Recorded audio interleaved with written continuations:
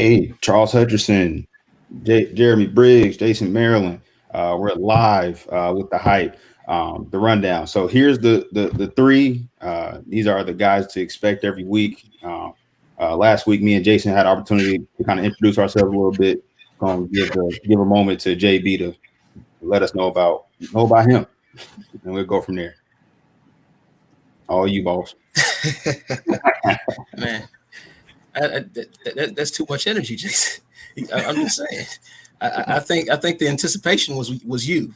I think the world, the pro shop has been at least 80% of my career. I definitely haven't had it in the bowling side, but definitely been the student nonetheless. I've picked it up from guys like Hutch and Jay. So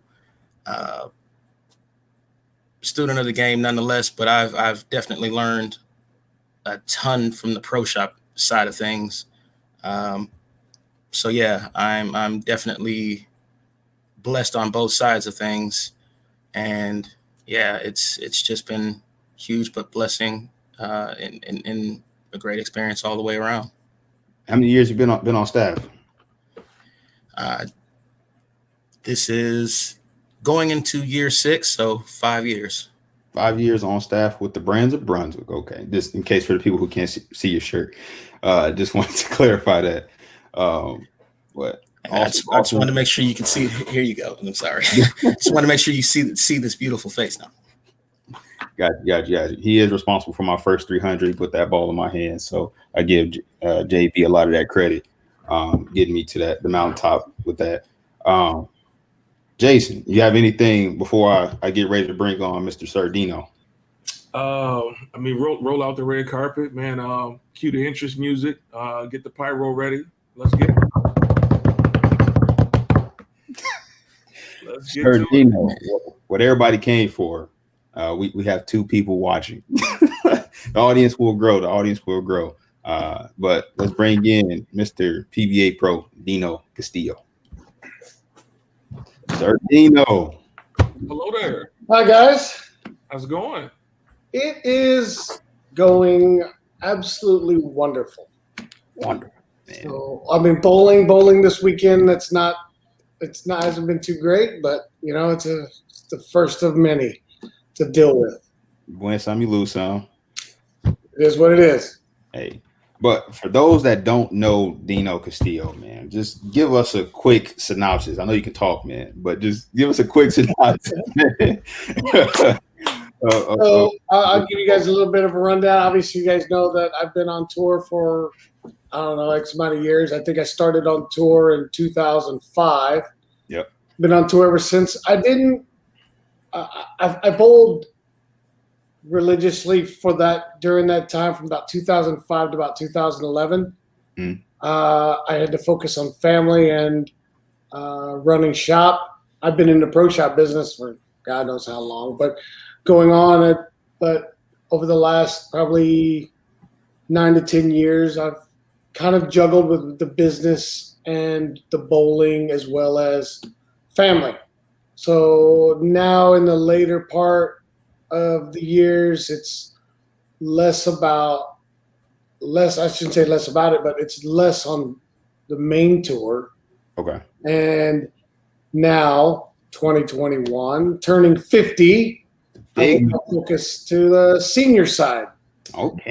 So this year it's going to be, not to say a little sketchy, but I'm bowling 2 stops. I'm bowling the Senior U.S. Open August 28th through September 3rd, and then Senior Masters September 13th through the 19th.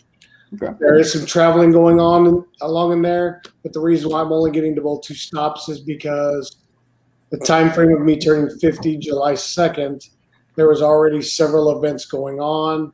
I had prior commitments to traveling for my birthday, and then bowling Lubbock. It's a local event, and then Lucy the following, and then right after Lucy, I'm doing a family vacation with my wife's dad's side of the family, and do that. So when I come home, there's probably a potential maybe 1 or 2 stops to bowl. Okay. So I figured I would just wait and then go from there. Jason. Hold on one second, Dino. What you got there, Jason? So when do you sleep? Well, in the words of my very good friend of mine, DJ Archer, you sleep when you're dead. There ain't no time to sleep. Sleep's overrated. But, trying to focus on that it's tough. It really is. Because, your mind starts juggling through your head and things start going on. And, you wake up in the middle of the night and all of a sudden it's, man, what am I going to do this week? Or am I going to bowl this week? You lose sleep because then you can't sleep. So it does. I get it. It's tough, but you got to find a way. And so really not trying to focus so hard this year, but next year I may make a bigger focus on it. No, Good. One other quick question though regarding the senior tour. Based on the age range of yourself and a few other pros, do you find yourself facing the same individuals that you just left on the regular tour? Oh, 100%. Okay. When I went out on tour 2005, the greats were Norm Duke, Walter Ray. Chris Barnes was at the top of his game. He's 3 or 4. He was like, I think 5 or 6 years in, and then you got Brad Angelo. And then the guys that I grew up with. Greg Derricks, the Kelly Rays, the Tony Franklins. Now I'm going to bowl those guys again. So it's not much different. And you got Ryan Schaefer's 50. I can go on and on with some of those guys on tour. So it doesn't get easier. Right. It just now I don't have to bowl the Tommy Joneses, the Jason Belmontes, the Packy Hanrahans, and the upcoming two-handed style guys. I don't have to bowl those guys right now. Right. So yeah. So it doesn't get easier. It's just a different set of guys again. So. Got you. Okay. So as we, you just said you just got finished bowling. What is in your bag right now? In my bowling bag. Okay, maybe it can be a. No. It's a good question because I brought 9 balls to the regional this past weekend. Okay. One was a spare ball. It's a Magnum XL5. It's definitely much older than probably anyone watching this or anyone even hearing about it because it's older than me. Just saying. So I know, but that's my spare ball. That's my baby. So. Magnum XL, Ebonite Magnum XL5 always gets its recognition. Okay. My top end, my HP ball, I have an Obsession solid, which I love. Very, very heavy oil type ball that I use. That I've loved since it came out. And then I have an Obsession Tour. Which it's a little more versatile, but I can use that all around with my strength and speed.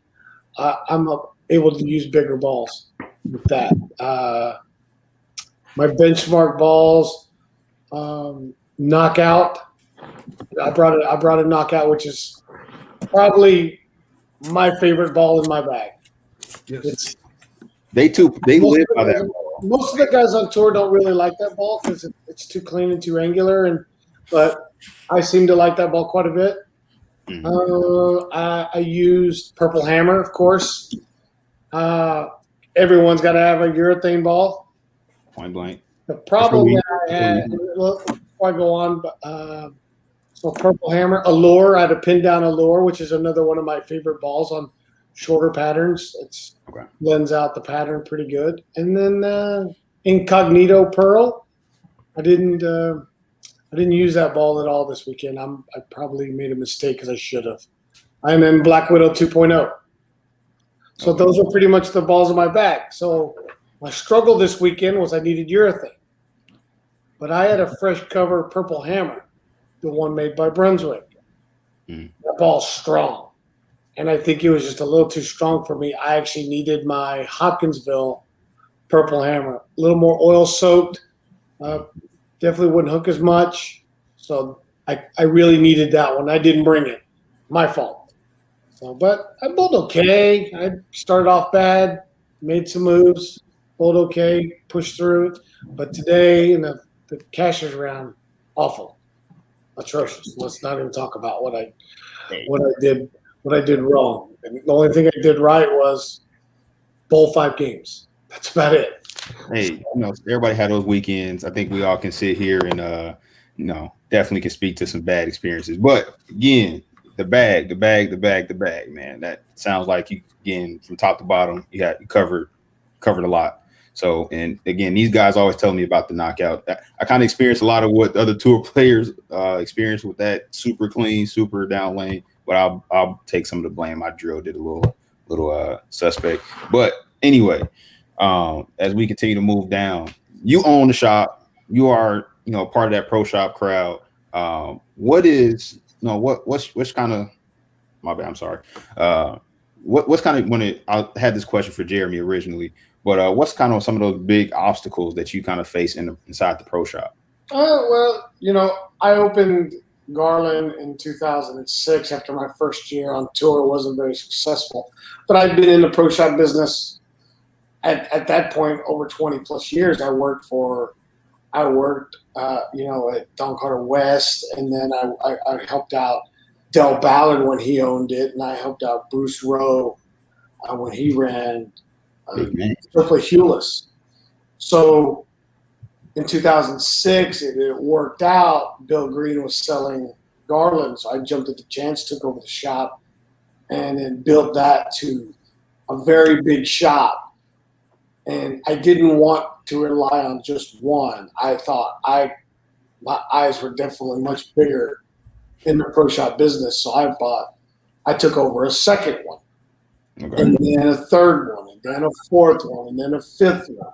And then I got up to 6, and I had some personal issues to deal with, and then I dropped 2, and then I got back 2, and then I gave 2 away, and so I got rid of 1. So now I'm at 5 shops. So the biggest obstacle for me was, where do I need to be? And do I have the right guys in the right places? And that was the number one problem. Garland was really, really the base. So when I had the right guy there, I knew I could leave and go somewhere else. Right. And build that one up. But then that one kind of got built up. So I tried to move somebody over there. And then anyway, going back, I think right now I'm in the right position of the guys in place. So the biggest obstacle now is, how do we explain to our bowlers, well, you can go to Rowlett and see Joe. If Joe's not there, you can come over to Garland, see me, see Jeremy, see Tim. You can go to Richardson, there's Chris Schmidt. But then the problem is, and it's like with any trade, they want the guy, right? If Billy Bob is the guy that's fixing a car, you're driving there, or you're taking your car to get fixed by Billy Bob, right? Yep. Well, Jeremy's very qualified to fix this. No, I want Billy Bob. And they're going to wait. So if I'm over at Louisville, or I'm at Richardson, or I'm at Garland, sometimes they want to wait. When I had Tyson, it was very good to have Tyson because they didn't wait for me anymore. Gotcha. They went to Tyson. They didn't even ask for me anymore. They went to Tyson. That's how it is. That's how it is at Louisville. They got Josh. Thank God I got Josh. Josh is wonderful. I got Joe. Thank God I got Joe at Rowlett. They don't ask for me at Rowlett. They don't ask for me at Louisville anymore. But they ask for me at Garland. But because now that the senior thing's coming on, my kids are getting older, and now soccer is life with my kids. That's my struggle is, I need people to believe in Tim. I need people to believe in Jeremy. And most people, because Jeremy has been the longest tenured guy at Garland, they believe in Jeremy. But if Jeremy's busy at work in his main business, Yep. Jeremy's not there, so the next guy is Tim. Got you. Eric, and Eric's a weekend guy. But Get you. people believing in Tim then makes life easier for us at Garland. Got you. See, Go ahead. Hold on 1 second. 1 second. Ron Rashida. Hey, what's going on, boss? Just want to acknowledge you got a couple comments there. And Tim, man, you can wait on your nap, boss. Like, man, I need you to stay engaged here. Then Bruce Brown. Hey, what's going on? Just want to acknowledge them real quick. Just popped up. And Bruce, I know it's Jerry. That's one of our guys. But I just want to acknowledge them. Jason, go ahead. Shoot. I was just gonna say, just to add to what Dino was talking about. Like when I first moved to Texas, and I actually made my way to Dino's shop and actually started doing business with him. I used to have to chase this man around the city to find out where he was at. Like I could catch him at Plano or something, or I catch him at Garland, and I show up the next day. Hey, where's Dino? He's out of Louisville. I'm not. It's 38 minutes away. I don't want to drive to Louisville. But then at that point, you had to understand it was FaceTime. He had to put that FaceTime in because he was trying to build, the brands and the shops and to get that fan base. But then, as he just said, as time went on, people wanted the guy, and because he was actually there doing that personal interaction with the customers. But now it's all about, hey, I got a team behind me, right? Like everybody's built up. Everybody is me, right? These are all extensions of me. And he can now kind of enjoy some of the family life. He can kind of, jump back out on tour and not have to worry about. I'm pretty sure he used to get some phone calls at times, back in the day when he wasn't around. But now that's not the case. But as time went on, he he definitely found a way to iron that out. And it's been fun to watch as well, because one shop, two shop, 5. What was the most shops you had at one point in time, Dino? 6. 6. So, me personally, I called that the Castillo shakedown when it was happening, right?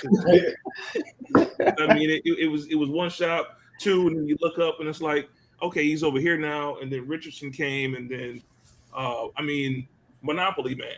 But with that fast growth, you had to also learn, how to maintain that and juggle it, because again, the name is there. And everybody's expecting that quality from every shop because the name was there. And I think now at this particular day and age, he's found a good even keel to iron that out and flow. So it's been fun to watch, man. And to get Jeremy to chime in here, as being one of the longest tenured people in the Garland Pro Shop, I kind of want to pose that same question to you. Like, what's kind of that same big obstacles that you kind of face in the shop, even including what Dino just mentioned, like when people are just asking for Dino, like, well, how do you approach that?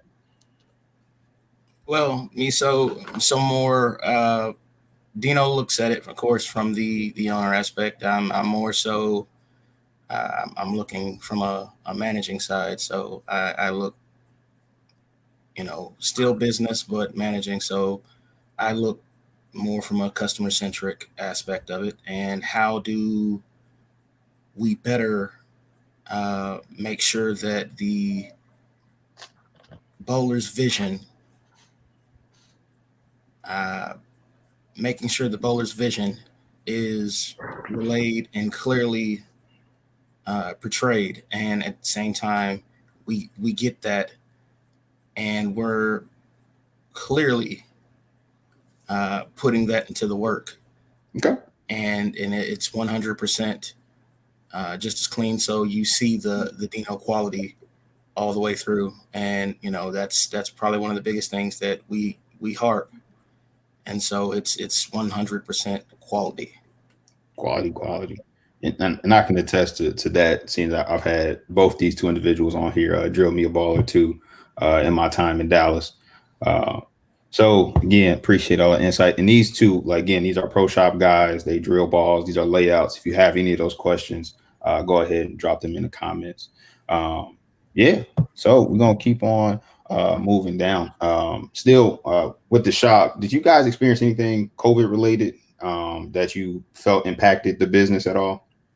Oh, well, 100%. Obviously, the world got hit when we were shut down for those couple months, I believe it was, maybe 3 months, when we opened back up, it was a different world, and everybody was anxious to get back. And they got back, and the business was really good. But once we took care of everybody, business obviously leveled off, but then people started slowly coming back.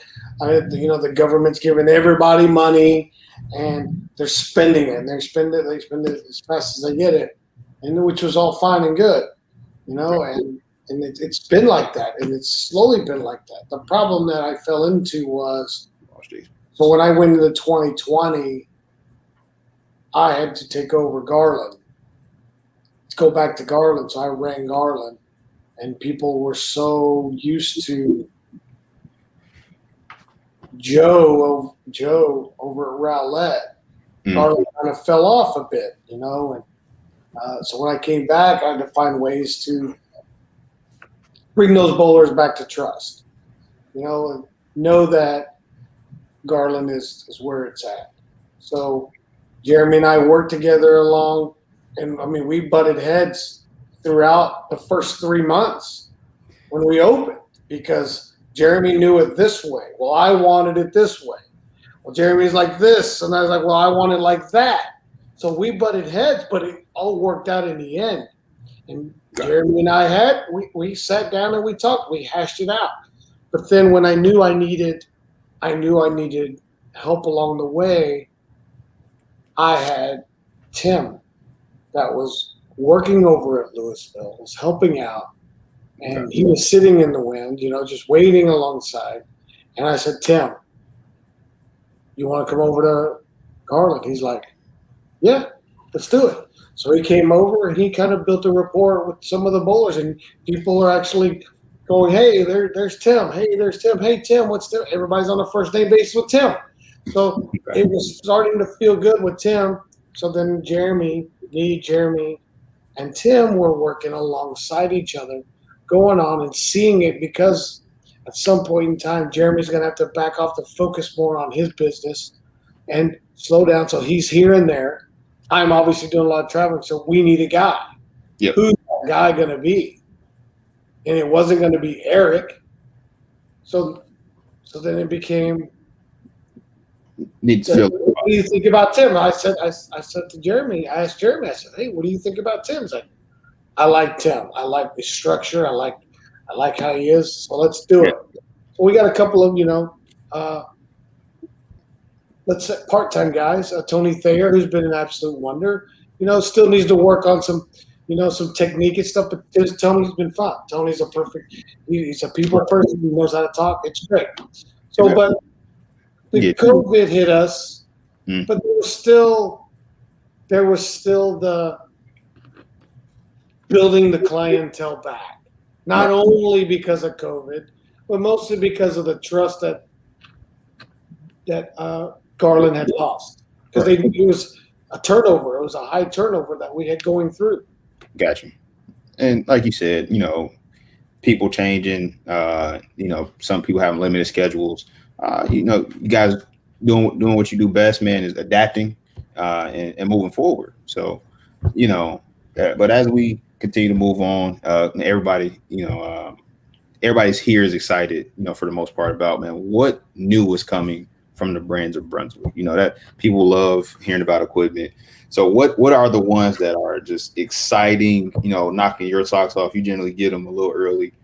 So what are the ones that you're just hearing, all the pros are whispering about? So the number one words that I get, because I talk to many guys on tour, obviously mostly the guys with the Brunswick and the Brunswick brands, but the Web Pearl is probably by far the number one that I talk to. Okay. Words going around. It's by far the best symmetric ball that they've ever made coming out of Brunswick. I find it hard to believe with the knockout and the melee jab SE. So, but the word is out on that one, so we'll see. For me, because I can use stronger balls, I think the Zenith Hybrid is something I'm going to look at I'm kind of anxious with. The Informer, I don't know yet. I will probably eventually drill that one, and I think to me it seems like it's kind of on top of some other balls.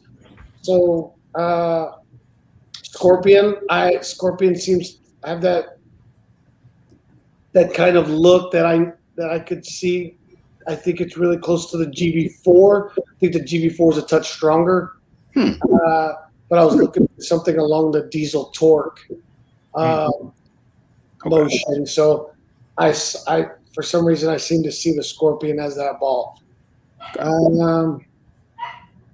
What else? Ebonite, the G Game Breaker ASIM. That has a spot that's going to fit maybe down below an Obsession Tour in my eyes. And then the Hellraiser Blaze. Not sure where that's going to fit in, because obviously with the maximum results, and I still use the Obsession. I'm not sure I would ever see that in my bag, but because you got to remember, with 7 brands, you're going to have some overlap, and with the guys on tour, we have to limit ourselves to certain things, because you're going to get a lot of overlap. So you have to sit there and say, man, what is on top of each other? This, that. So that's where the ball reps have to come in and say, you don't need that ball. You need this ball, and this is why. And that's what makes that job really tough. So the most exciting ball I'm looking forward to is probably the Web Pearl, and maybe the Melee Jab Midnight. That's probably one I'll be looking to. There's so many. I mean, I'm sure I missed. No, that's a good enough list. But go ahead, Sir Jason. What the Intel Special Edition? So I didn't throw the Intel. Obviously, the first one. To me, the Intel, by looking at it, I think I have that ball in my bag. To be honest, will I drill it? Sure, I'll drill it. But now, we're not going to tiptoe around. You got these radical. The guy got the shirt on, like these radical fanatics, man. There's no ball out there that's like an Intel. So I'm not even going to let this slide. Like, I have one. The ball is different. Like, it's different. Mind you, I haven't thrown as many balls as you have, but I'm just here to say that the Intel is that ball is a little bit different. Intel Pearl, I don't know. I haven't thrown that one, but the Solid for sure. I'm not even going to do that. Like, if you could find one, I think you could drill it, like, for sure. But yeah, I don't know. I'm not so much into older bowling balls, because we get so many. Even when it was EBI and there was a gem that came in or something, I really didn't hold on to a ball. I mean, I had a V2 for the longest time. I'm like, I'm never going to drill this ball. I'm never going to use it. When we go on tour, and now that the tour is the way it is, by the time this summer tour is over, we don't have anything until January. So that means there's going to be 686 new balls that come in by January. So why am I going to keep all these older balls when all these newer balls is what they want us to throw, and we got to throw them? But there's maybe a couple of balls I might keep around. The Obsession is probably a ball I'm going to keep around. My purple Melee Jab that just sits back there, waits for its time, and it's one of those balls. So is the Intel a possible? Sure. I never rule a ball out, but I don't bowl league, and I very, very few do I ever bowl house shot type tournaments. I mean, I'm voting you out if you show up for league anyway. So yeah, there's a good reason why you don't bowl league. We're having a team meeting as soon as you show up for you not to bowl league. Correct. People don't even want me to bowl league because I can't beat anybody in the league. My 230, my 220 is not beating anybody. They're like, oh, Dino's going to get in brackets. Everybody loads up because they know they're going to beat me, because that's why I just don't get in. House shot is different from all that the hard stuff you generally bowling on, sir. So I would rather not bowl on a house shot, but I will if there's time. But there's not. and Louisville, that's a different house too. Like I know that's primarily where you bowl at AMF Louisville. I couldn't tell you the last time I even bowled there because now that really? I'm focusing at Garland, You've been at Garland. I've probably bowled more games at Garland this last year than I have at Louisville, and I've probably got a total of 4 games at Garland. So how am I doing? Louisville's house shot is a shot in itself. Oh, it is 100%. There's no other house that plays. I mean, like Plano, right? That's the scorer's house, right? Score goes up there regardless. Usually, what's out there, unless they really try to make them tough. But it's scorer's house. Louisville, you've seen the machine pull off the lane, and it's like, yeah, it's China. It's not China. I don't know what that is at Louisville, but it's. I think there's other factors of Louisville. You know, the machine, the racks, whatever, lane demographics and stuff like that. I think is a big thing with Louisville. So, yep. Gotcha. We have a question on the floor from Yoshida. He's saying we need to have a demo. Dino. Yeah, I talked to Mike Dole. I talked to Mike Dole about it, and we were planning on scheduling a demo. But then I talked to Steve Zabino with Ipsia. He wants to have an all-brand demo, where that includes the other companies. You know, not only just the Brunswick brands, but all the other companies. So it was going to make it tough for me to say, well, let's do our Brunswick demo, but then a week later, a couple weeks later, whatever it is, then there's the all brand demo. So I would be looking out for that. We had talked. Steve had called me, and we talked about doing it somewhere along either Richardson or Garland, and then also have it on the west side, like maybe what's it called, Watauga or Euless. It's going to determine Ipsia and BPA are in control of that demo, so that's what we're going to wait on. I'm waiting to do something like that. Yeah, if you need any assistance on running that, or some bodies, let me know. I'm interested. Let's see. Since Charles dropped out, I'll go ahead and move this along since we just covered the rocks. What big tournaments are coming up that you are hosting that you want to plug here?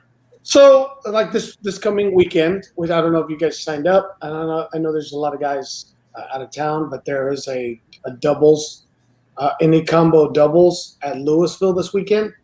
It's a 6-gamer on Saturday. It is handicap based on 220.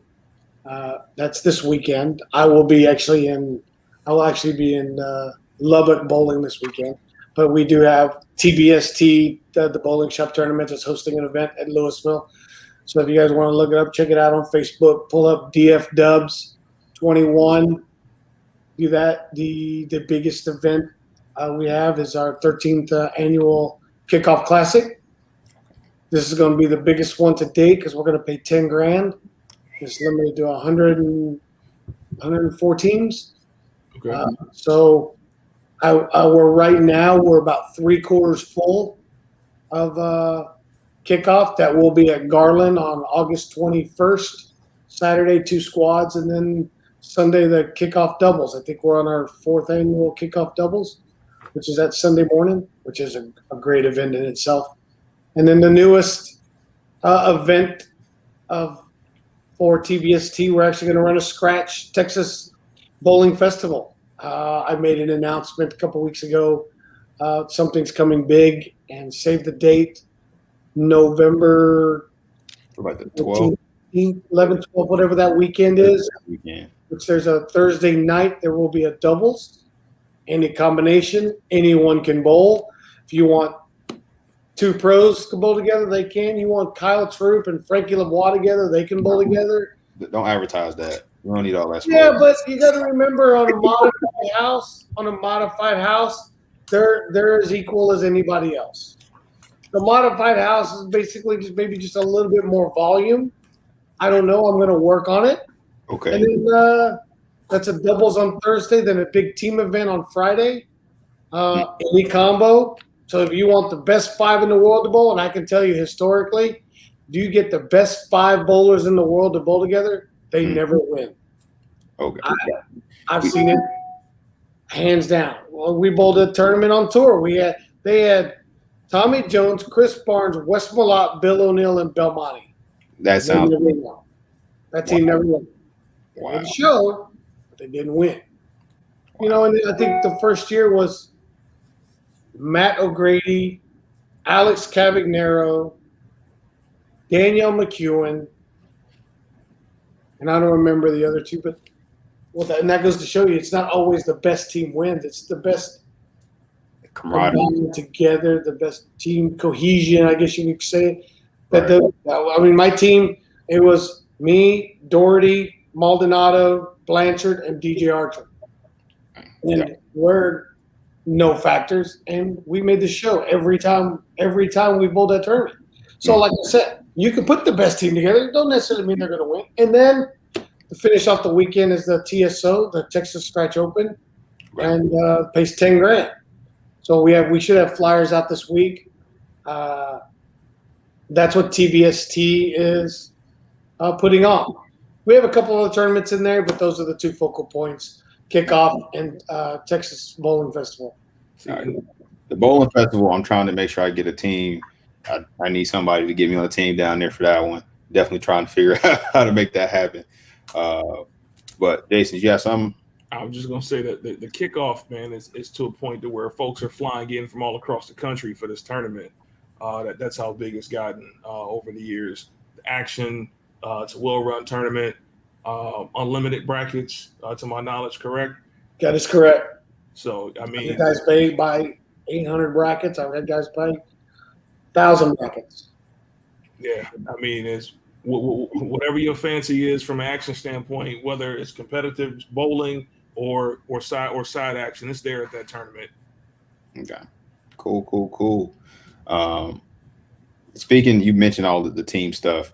One of our local guys out here in the Raleigh area, they just got an eagle in a team event. Chris Hans, I'm missing a couple guys' names, but it's Chris Hans, Kyle Troop, and Brian Lockett. Those are guys that I know. So confirmed they did win. Yeah, they just confirmed it. Hans, I think. Yeah, Macon was on that team. Yeah, that's on. I know it's 2 other people's names I'm missing, but I was like, Dylan used to live in Ennis, and now he lives in the Lubbock area. Okay. Yeah, Lubbock, and then Chris Hans, who used to be a Virginia guy. Yeah. I know he owns one of the centers. I just left bowling the sweeper there the other night, and he owns a center out in Henderson. I know Hans a long time. But yeah, so just wanted to definitely shout those guys out on that one. Then, as you can see on my thing, man, I got my Chicago Bears stuff. I don't know what tomfoolery, them Dallas Cowboys got going on, but we drafted a quarterback. Your guy coming off IR, so I know. My nephew was working for the Chicago Bears. He was doing graphic design for them. Oh man, I need a plug. I know, right? We need to have another conversation when we get off here, boss. Chicago. He had to take the shot. Not very many people that can proudly say I'm a Chicago Bears fan. So hey man, we ain't been that guy. We ain't been great forever. We haven't, but we've always had a great defense. Just saying. I agree to that. Hey, man, Chicago Bulls. That's what I always root for. I'm always a Bears guy. We from Chicago, man. You got to support, man. I don't watch hockey, but our hockey team was good too at one point too. So, but anyway, what do you have, man? How do you feel like the Cowboys are going to fare this year? Obviously, the world knows I'm a Dallas Cowboy fan. I feel like they're probably going to win the East, NFC East. I mean, the Giants are going to make a play at it. They still got to figure out their quarterback situation. I'm not sure that their guy is the guy, but they got a lot of talent. Saquon. Then they got a couple of unbelievable receivers.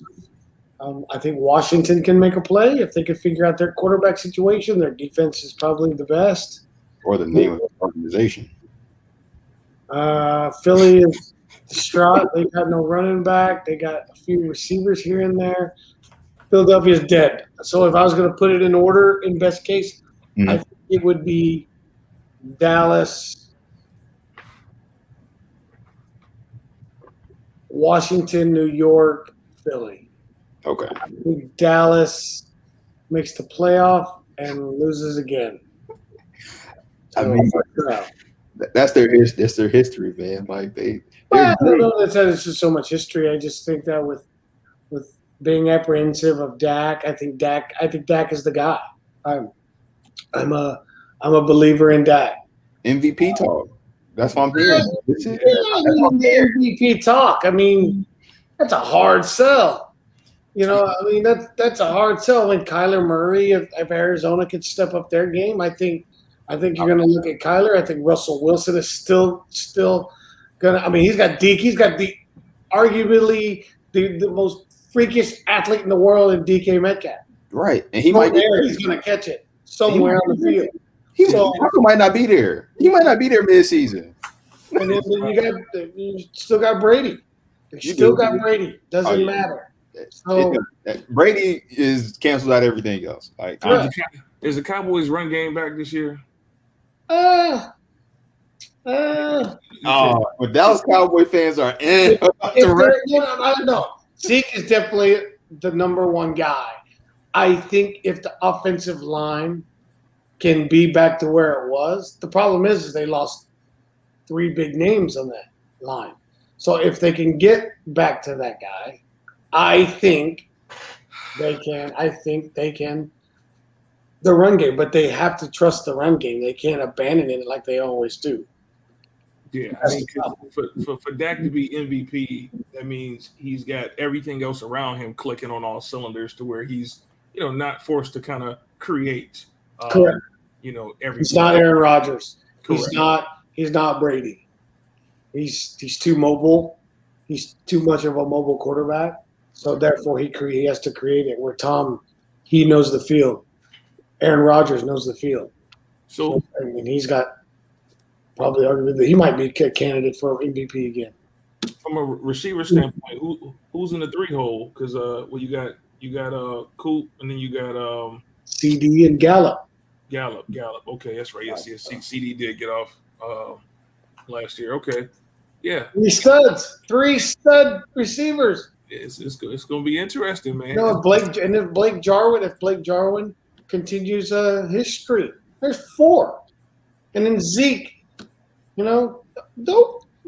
Like I said, if I were gambling, I would bet the over on every game with the Cowboys. Their defense is okay, but they're going to score, and they're going to let everybody score. When I hit Vegas next month, I'm gonna go ahead and take one of them bets on the first game. Yeah, bet the over. Yeah, especially against Brady. Their defense is really good, but I still think they're going to score. It's going to be a 40-30 game either way, win or lose. But that's beefed up the defense though. That doesn't matter. No, their defense is pretty good, but they're going to score. They're going to let Dak score. So now whether they win or lose will remain to be seen. The difference is Brady's a closer.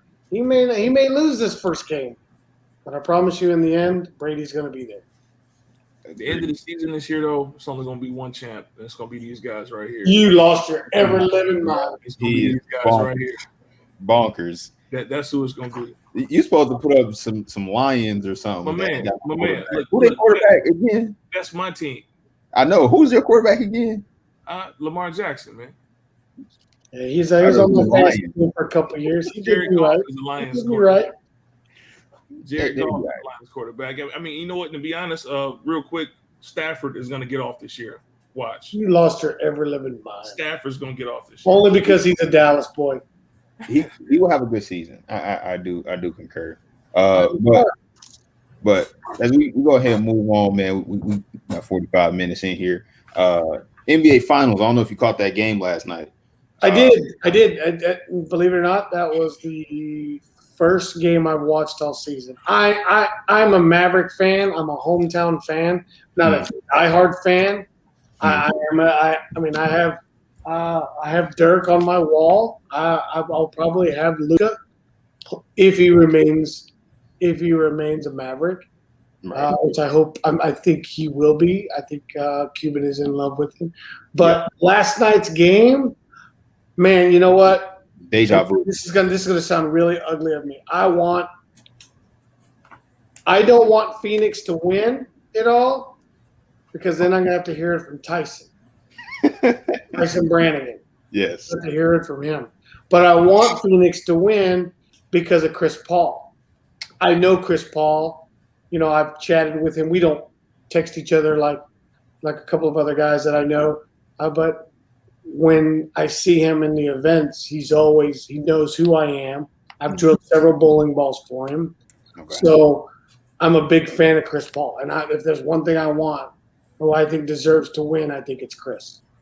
So that's the only reason why I'm rooting for Phoenix. I think Giannis is another freak of nature in basketball.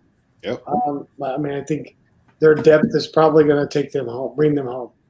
I agree. I think last week, me and Jason both thinking Phoenix, but after that deja vu moment, in my opinion, the last play of the game, they turned it over. This time it wasn't Chris, it was Devin Booker. Yeah.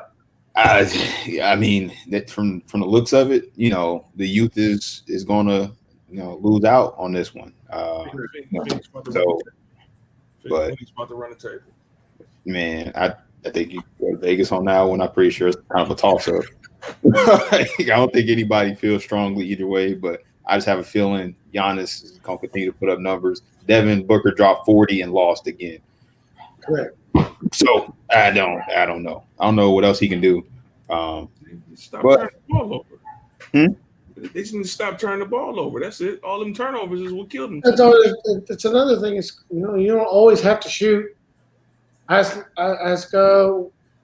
what's his name? Russell Westbrook. You don't always have to shoot. Well, Westbrook isn't the caliber shooter that. No. I know that, but when it's give me the ball, and you're going to put up 30 every night, that don't mean anything. It don't. Look at Luka. Luka's ridiculous, but they can't win because he has to be the one to shoot the ball. Yeah. And that's how Booker's probably feels. I mean, I got to shoot the ball. You don't always have to shoot the ball. Agreed. All right.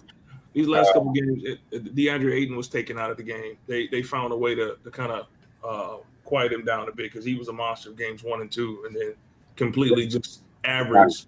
He went back to the trash that he looked like for the whole season before the playoffs. I mean, and that's no knock on. I mean, because he's balling in the playoffs, but Milwaukee found that recipe to completely contain. You know, there was no 20+ boards and so on. These last couple games, they start boxing him out, putting other bodies on him.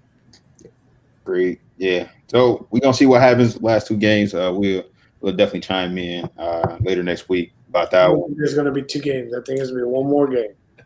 No, it can go to game 7, but let's see. Well, that's how you feel, man. How I feel. But your favorite balls, kind of mine is the Web Pro actually because of me and your conversation, Sir Dino. I did go ahead and get one, and I'm a fan. I'm more of a fan of that ball versus the jab. Like I don't throw my jab anymore because I like the Web Pro. Jeremy, give me your go-to right now, balls. Should go to rock on your way out. Don't say that. No, keep it to one. Nope. Keep it to one. No, can't do it. Can't. Guy who punches every Exactly. Nope. You might as well defer to Jason at that. Now, ball that I throw a lot of right now, surprisingly, aerodynamics. No, I haven't heard anything really about that ball. I feel like it got overlooked. I went snowman doubles with that ball. Yeah. Incredibly underrated. That was it. Yeah. Hey, it looks awesome, but again, incredibly underrated. Correct. Underrated. There we go. We got one. Mr. Maryland. I'm excited for the Web Pearl. As in just punching it the other day and throwing it. It slows down a lot more than I thought it would at the spot, but it continues around the corner and gets to the pins very well. It took me a second to adjust to that shape, but yeah, I think that's going to be special for all these China tournaments coming up. Yep. I see the question needs to be veered off. Now, are we talking about new rocks or are we talking about current? Now we say new rocks. I'm sorry. I'm going to say Command Solid, which is another underrated piece. Command. That ball is going to be special, and I don't think anybody's they're very much overlooking. Okay, I have to check that one out too. Sir Dino, give me one. Well, I'll give you three. My all-time favorite is Kuma. Okay, that one. I have one. Still sits. It's probably cracked by now. I haven't looked at it in a while. My current ball would be the Knockout. What I'm looking forward to the most, I mean, the obvious what you would think would be Web Pearl, but just because all my guys, the tour guys I talked to are pretty excited about. But I think the one I'm really concerned with and kind of anxious to throw is probably going to be the Scorpion. Scorpion. Yeah. Okay. For all of the Hammer fanatics, there you go. There, we all kind of got a chance to mention all our stuff, man. The balls that we were liking. So, man, I appreciate you, Dino, coming on. I do need you to connect me, man, with some more people. We need to get some other EBI guys on, man. Sure. Okay. I can probably, if you want, we can talk. I could probably talk to a few guys and send them your way. Oh, man. Much appreciated, man. First guest, podcast number 2, The Rundown. I appreciate you, all my guys, man. So until next time, sometime next week, I'll make another announcement and post about it. Appreciate you, Sir Dino, Jason, JB. Till next time, fellas. Yes, sir. Thank you, guys. All right, take it easy. Thanks, Tom. Offline, and they logged off. No, clear.